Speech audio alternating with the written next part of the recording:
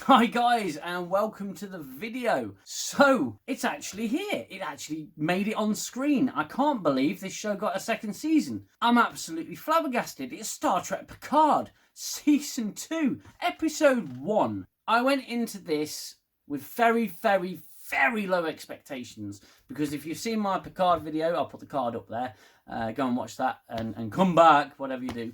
If you've seen that video at all, you know that I have an intense dislike for Star Trek PICARD. Not quite as much as I do for Discovery, because Discovery's had more time to elevate bullshit to the next level. However, Star Trek PICARD managed to do it in one season, which I was impressed with, genuinely impressed with. It had some absolutely ridiculous ideas, ridiculous tropes, ridiculous storyline, and it didn't work. It was a nihilistic, dark shadow of what Star Trek was about. Going into season 2, I've seen the trailer. I did my trailer breakdown on my channel, and I have to say that I was not looking forward to it. I had really low expectations. So I've watched the episode. I have to say, why couldn't you have done this the last season? This episode, okay, yeah, it had its flaws. I'm not gonna lie, it had its flaws, but holy shit, it hit all the correct member-berry neurons in my head. And it felt like Star Trek. I can't believe I'm saying it. I'm going to need to go to the doctors to get my head checked, because genuinely, I actually enjoyed this episode. It was bizarre. It was like the Star Trek again.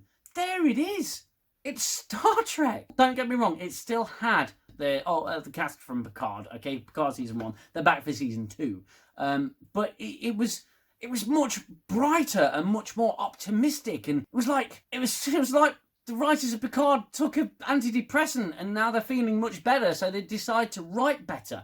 It's like they've actually listened. But, and I say this with sincerity, they've not hooked me yet. In fact, it's kind of like, okay, you've done this. Now let me see what else you can do. Because I have this real fear. It's not fear, it's more like an expectation that this will just go south very quickly. As far as first episodes go, I thought it was great. I can't believe it. I can't believe it. There's a fair bit to get through, and I've undoubtedly missed loads, okay? The episode opens with a red alert, and for some reason we're on a Starfleet ship again.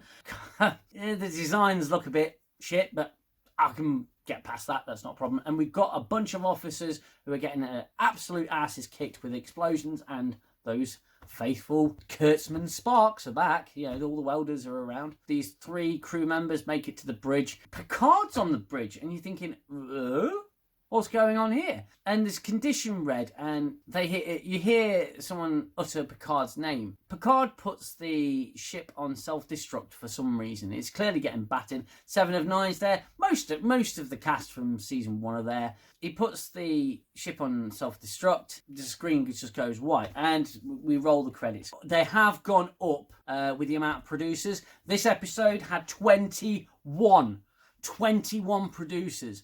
I'm thinking, is more better? Anyway, 21 producers throughout the credits. The credits of season 1 tended to give a little bit away. It's no different with season 2. So we already know that the Borg are in it.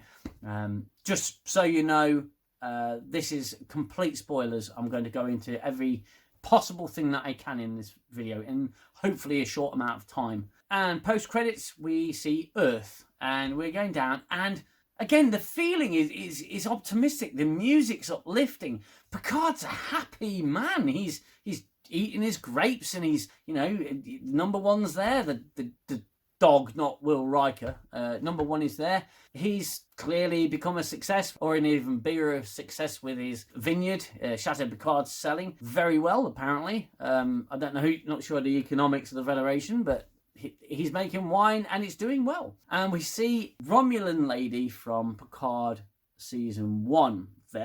What's her name? I forget her name. Damn, she got hot. A hell of a lot hotter than she was. She's like seriously smoking. They're looking at each other with kind of googly eyes, and you're thinking, well, she's going a bit older than I thought she would, but yeah, fine, whatever, fine. They sit down at the end of the day and have a nice glass of wine. She's talking about the guy from season 1 called Jaban. Is it Jaban? Her companion, her husband, I suppose. The guy who was in Picard's house serving with her. This is set a few years later, and it turns out Jaban or Jaban, he died. No idea why, what from, but it's said that he died or that he's no longer with us, to absent friends and all of that. It looks like they're about to hook up because they're, she says, we mourn the loss of our loved ones by experiencing love again, and that's how we honour them. Okay, fine, whatever. And she's making googly eyes at him, and Picard is just like,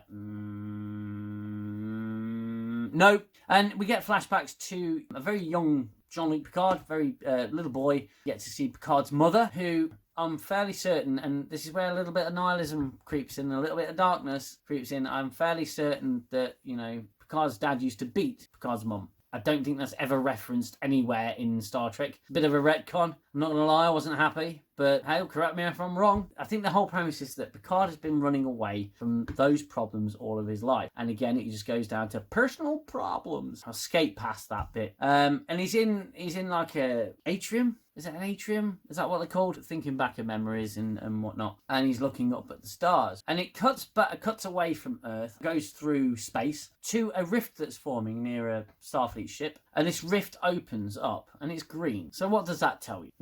Picard is looking for a book, and he's basically saying about last night. I don't. Nothing has to change. The Romulan lady basically just says, well, things are going to change. I can't just carry on after last night. I moved in and you moved away. He's looking for a book that was written by Spock because he's got this big address to go to the next day. And it cuts away to Starfleet Academy. So I've got my Starfleet Academy top on, as I had in my last video. And Picard's giving a commencement address. And you see Raffi in Starfleet uniform. So clearly they've gotten their commissions back after season 1. And Picard's giving an address. He's Admiral Picard. And he's given an address to a bunch of cadets, one of which is Elnor. So Elnor's become a cadet. He's gone from murderer to cadet. And he's talking about the final frontier. The last final frontier is time. We all run out of time eventually. And I think there's, it's clearly going to be the main line of the season is time. So Elnor gets congratulated for being the first fully Romulan cadet in Starfleet history. He gets an applaud for that. And we cut to Rios's ship, the Last Serena, whatever it's called. We see 7 of 9. She's still a Fenric's Ranger. She's still a ranger. She's got this hunting party on board, and she's fighting them along with a hologram of Rios speaking a different language. I'm not sure what language it is. So she subdues the hunters and beams them off the ship. Thanks the hologram starts to get a bit frisky. And she goes, no, thank you. You're a hologram. No, thank you. And he just shuts up. She picks up the subspace distortion and sees the giant rift and goes, what the hell is that? We cut away to a planet in the Beta Quadrant, and we see Daj. It's Daj. She's back, and I think she's only in it for 1 episode, hopefully. And she's clearly become some sort of ambassador type person, and she's introducing herself to everybody. And they're all having a jolly good time of it. And yeah, I'm sorry to say, possibly the worst character from the first season is back. Jurati's back, and she's been cleared of murder because apparently she was under some alien influence. It's like, no, in season 1, she wasn't under some alien influence. She got given bad information or bad vision, and she killed Bruce Maddox. She murdered someone. Hate that character. Hate her. It's also an awful character, and she's drinking like a trooper. And this guy comes onto it. She's like, oh no, I need more drink. I don't think her and Rios worked out for whatever reason. No idea. Probably because she's a murderer. And Rios calls Jurati and says, I need you. I'm going to bring you up. And she beams aboard a Federation ship. Now, this is where it starts to feel like Star Trek, okay? For the most part. There's one gripe I had, and you've got Rios, and he's a captain. He's a captain, he's captain of a ship. And he's smoking a cigar on the bridge. I'm just thinking, oh, come on. You become a captain, why the hell you got to smoke a cigar? Just because it looks cool, I suppose. He's like, hey up, darling. Haven't seen you in a while. And she goes, funny, I haven't seen you in a while. The bridge feels like Star Trek. The scenes feel like Star Trek. It looks like Star Trek, aside from the fucking cigar. It turns out he's got command of the Stargazer, Picard's ship from, Picard's first ship. It looks like a Federation ship, a bit sleeker and a bit more Kurtzman-fired, I suppose. But it actually looks pretty good. Looks like the Stargazer. 25% different, but it looks like the Stargazer. We cut away to Earth and Starfleet Command, and people are getting their assignments from someone who's clearly pregnant. Unless she's got an incredibly bad trapped wind. And we hear a load of ships. It's kind of like they've just gone, what are the famous ships in Star Trek? I think the ships are called the Hikaru Sulu. It's just Sulu, obviously.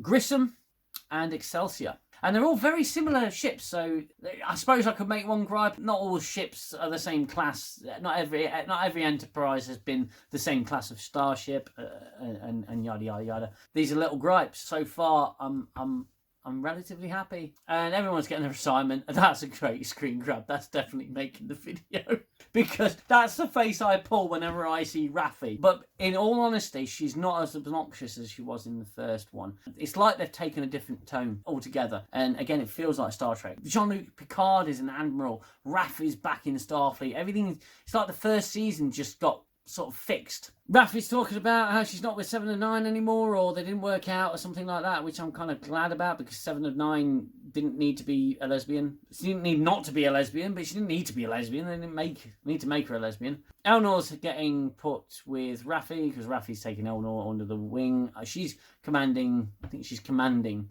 the Excelsior.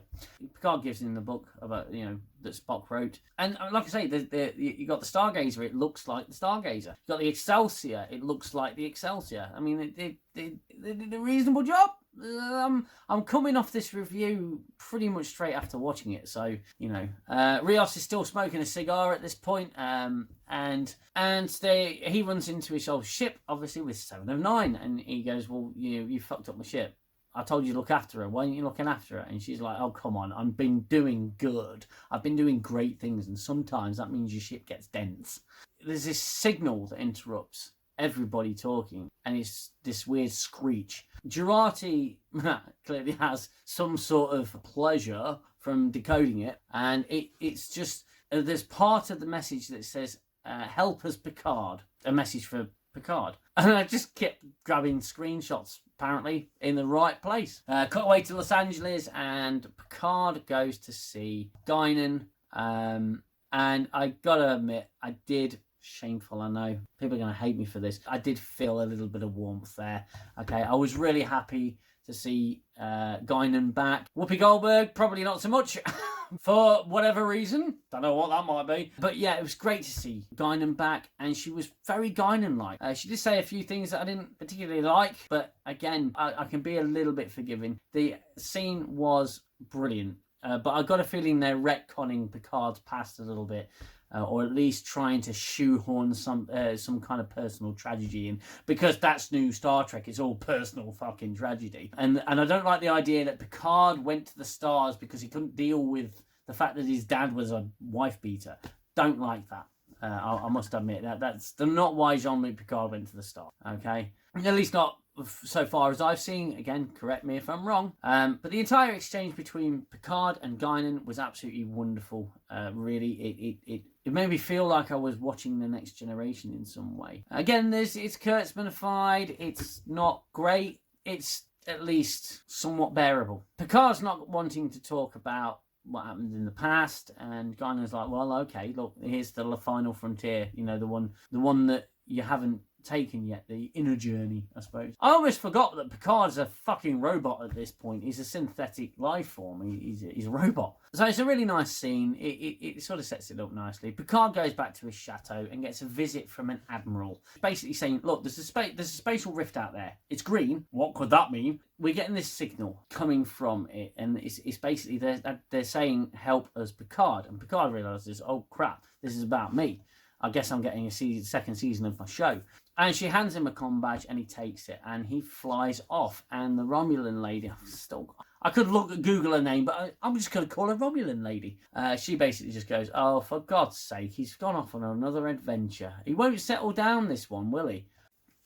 Picard arrives pretty much instantly at the Stargazer. Sees 7 of 9, goes, hello, 7 of 9. I haven't seen you in ages. And she says that, look, you know, there's still people who are chasing ex-Borg because they don't like us. There's still a lot of paranoia. A little bit of political message in there. A little bit of what came before in season 1. The stuff that really just drowned the entire season. There's a little bit that creeps in here and there, but it's not such a big deal. It's not the focal point. It's in the background, and it's kind of subtle. And there's Rios still smoking that cigar, and he says, Admiral on the bridge. And it felt good to see that kind of interaction between everybody.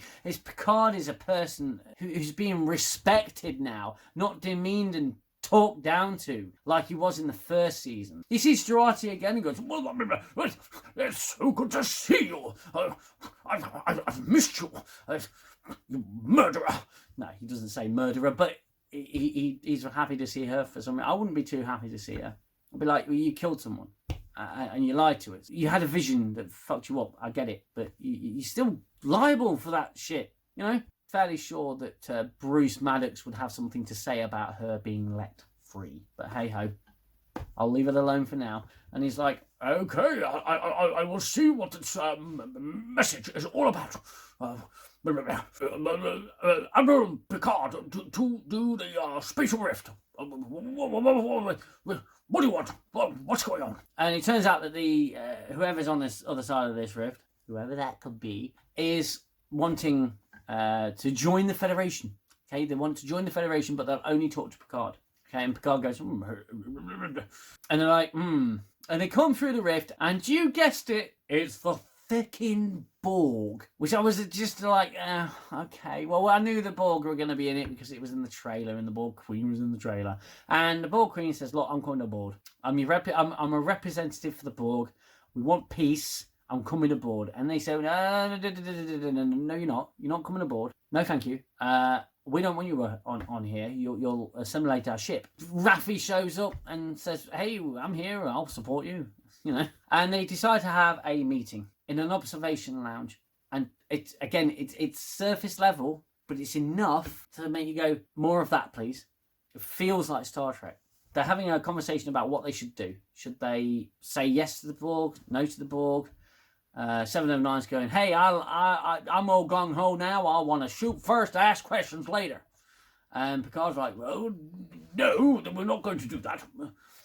Jurati's just like, hey, you know, I'm still here. And they go back out onto the bridge, and they basically say, no, look, we're not letting you aboard. The Borg Queen forces her way on board, shoots a transporter beam at the shields, and she gets through. She beams onto the bridge. Now, she's dressed like something out of a darker version of Squid Game. And she basically says, we want peace, but first I need power. And she shoots out these Doc Ock-style tentacles and starts drawing power from the ship. They don't like it. The crew come in firing, everyone's shooting, and it's like... And the Borg Queen's like, hey, I can do that too. And everyone's going down. It's a right firefight on the bridge. 7 of 9 or Jurati or someone, one of them, says she's shooting stun. Everybody's stunned. No one's dying. Which is really weird for Star Trek Picard because everybody dies horrifically in some fashion. Bridges exploding and everything. We go back to the beginning of the episode where Picard hits the self-destruct and the ship blows up and everyone seemingly dies. So I thought, uh-oh. And then it cuts to the bits we saw in the trailer when Picard wakes up, he's on Earth, but he's got an android for a butler, and he doesn't know what's going on. He's got this weird painting of himself in kind of like a dark Starfleet uniform. It looks really ominous and dark. He's like, what the hell is going on? And this bit, I knew it was coming because you knew from the trailers that it was coming. You're always going to have a big reveal at the end. And it's John Delancey, and he's back, and he's Q. And they did exactly what I said they would do. Exactly what I said they would do with his age. They de-aged him for a short amount of time. And, I mean, he looks a bit weird. I'm not going to lie. They did all right. It was sort of like the same as what they did with Data. It was okay. I got a few chills. It was pretty good. And then my Q impression is shit. He basically goes, "Oh, hello, Jean-Luc. Oh, you've gotten old." And then snaps his fingers. And there's something more powerful about his snap and his flash. And he obviously morphs into an old man. I knew they'd do that. And I had it in one of my previous videos. It might be on my other channel. But I knew they'd do that. That'd be I thought it would be the way to do it. But I also said that they might snap Picard season 1 out of existence. And he goes, basically, "Hello, Jean-Luc," and he goes, "God damn Q," which I thought was, I did laugh. Q says, "Welcome to the road not taken. You've been doing all this moaning about, second chances. Well, you're at the end of the road not taken." That's it. Episode ends. So what did I think of this episode? Well, I'm sorry. I liked it. I thought it was really good. And although I was wrong about Q snapping Picard season 1 out of existence, in some ways I was right. Because it's almost as if the first season didn't happen. Now, I would have preferred it if this first episode of season 2, if they'd have done that at the beginning of season 1, instead of destroying Jean-Luc Picard, they made him detestable in his own show. They beat him down regularly in season 1. Season 1 was a complete fucking disaster. I fucking hated almost everything about season 1. The only bright spark in season 1 was seeing Will Riker again and seeing him, be Will Riker. That was positive. But if they'd taken this episode and put it smack in them at the beginning of season 1, it would have been so much more, so much better. It was brighter. It was more optimistic. It was, this episode was, it felt more like Star Trek than like anything that had come before from fucking Kurtzman. I actually really liked it, and I can't believe I'm saying it. I liked this episode. Like, don't get me wrong, there were some bits that I didn't like, okay? I really didn't like some bits. And they've not got everything perfect. And I'm not stupid, okay? I said at the beginning of this video that I'm not falling for it, okay? I'm not falling for it. I have every belief that the season is going to go bang, straight down. All right? I'm not stupid. At the most, I'm curious, but it felt like I was watching Star Trek with this episode. It was a little slow to begin with, but it looks like they've got something right. Now, they did this before with season 1 trailer, okay? They drew you in, making you think, oh, it's Picard. Oh, it's the future. Oh, it's Star Trek again. Oh, brilliant. And then, bang, they did season 1 and it was a fucking mess, and it was horrible, and it was nihilistic and dark and torturous. It was awful. Horrible future for Star Trek. Awful. So they may be doing that with this.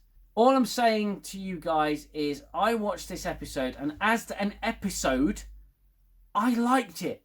It was good. It felt good. And I went in with zero expectations.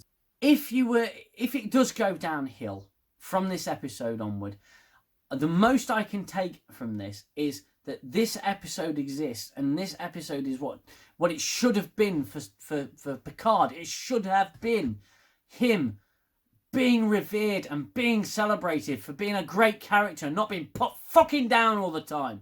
I've got so sick and fucking tired of him being put down like he was a shit character that fucking deserved it. This is much better. keep doing this, because if you don't, you were gonna pick fans up and drop them down like a lead weight. I've thoroughly enjoyed this episode. Thoroughly enjoyed it. Anyway, that's it. That's Picard Season 2, Episode 1. I do hope they carry on going up a level instead of dropping it on its face. But the realist in me thinks that they're just going to drop this like a fucking anvil. I mean, he's woken up in a different future. He's, you know, something's not right, and it gives them a chance to get home. I just hope they don't spend too long with this. I don't know where it's going, but I don't know if I'm going to enjoy the next episode, but I really did enjoy this one. Anyway, that's my thoughts and feelings on this episode. Actually would recommend, you know, even if you hated Picard Season 1, just watch this episode, okay? Because it's really, his heart is in the right place. I still can't believe I'm making this video saying I enjoyed it. I was expecting to hate it, but I actually was pleasantly surprised. Anyway, that's enough from me. If you like this video, then please hit that like button. If you haven't subscribed already, then please consider subscribing to the channel. I'll be back next week with more reviews on Star Trek Discovery and Star Trek Picard. Until then, take care of yourselves, and I will see you in the next video. Thanks for watching. Bye-bye for now.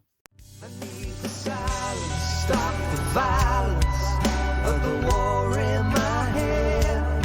Time's the healer, the eraser of all done and said. And as I fall back to my shelter, I know I'll only find peace in your smile.